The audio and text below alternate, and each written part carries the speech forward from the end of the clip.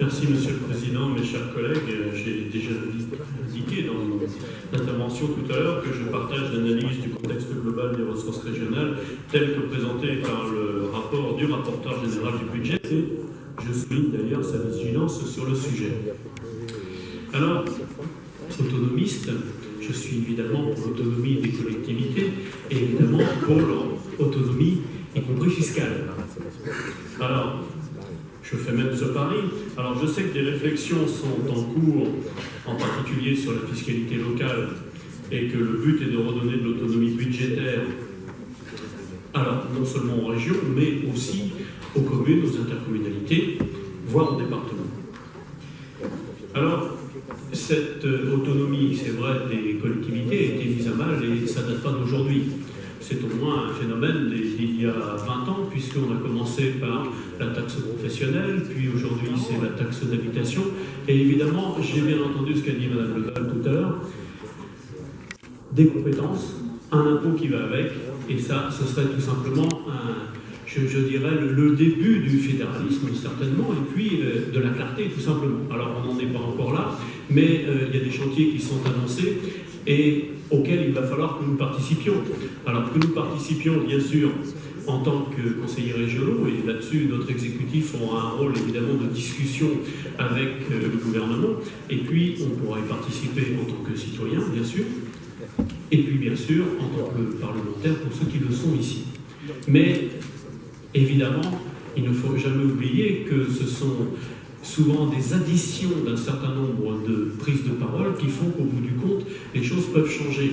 Et d'ailleurs, cher Stéphane Perrin, vous avez quelques bonnes nouvelles encore qui sont arrivées. Là, nous aurons peut-être notre lot qui vient du Lot, si je puis dire.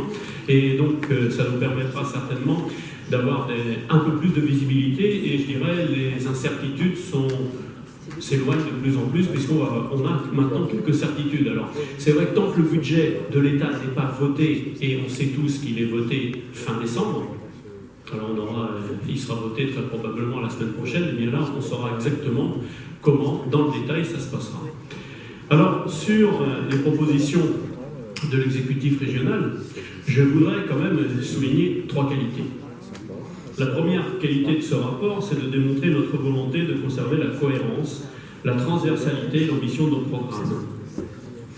C'est important pour les acteurs économiques qui ont besoin d'actions publiques fortes et ancrées dans le territoire en matière de formation, par exemple. C'est important pour les citoyens qui ont besoin d'une action publique forte et lisible. Deuxième qualité de ce rapport, c'est de montrer notre volonté de travailler à toutes les échelles du développement économique.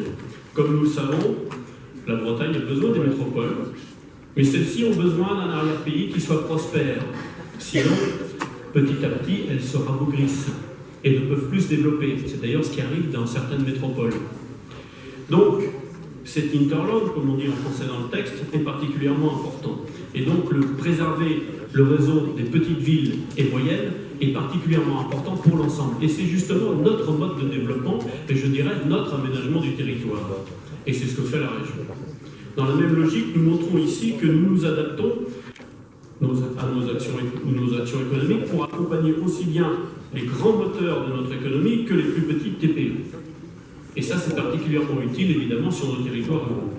La commission permanente du 4 décembre l'a encore démontré avec la participation d'un outil astucieux et innovant au service, par exemple, des entreprises de la pêche. Nous le montrons aussi aujourd'hui avec perspective d'un travail de fond sur les enjeux de transmission d'entreprise. Et d'ailleurs à noter que la Bretagne va mieux, il faut le dire. Les efforts conjugués des collectivités locales, de la région de Bretagne, des gouvernements dans un certain nombre de cas, mais aussi des professionnels bien sûr, et de la population, ils sont pour quelque chose. Pour ne parler que du territoire que je connais mieux, le bassin d'emploi de Ploërmel, de septembre 2006 à septembre 2017, le nombre de chômeurs sans aucune activité baisse de 3%. Le nombre d'offres d'emploi augmente lui de 2%, le taux de chômage a baissé à 7,5%.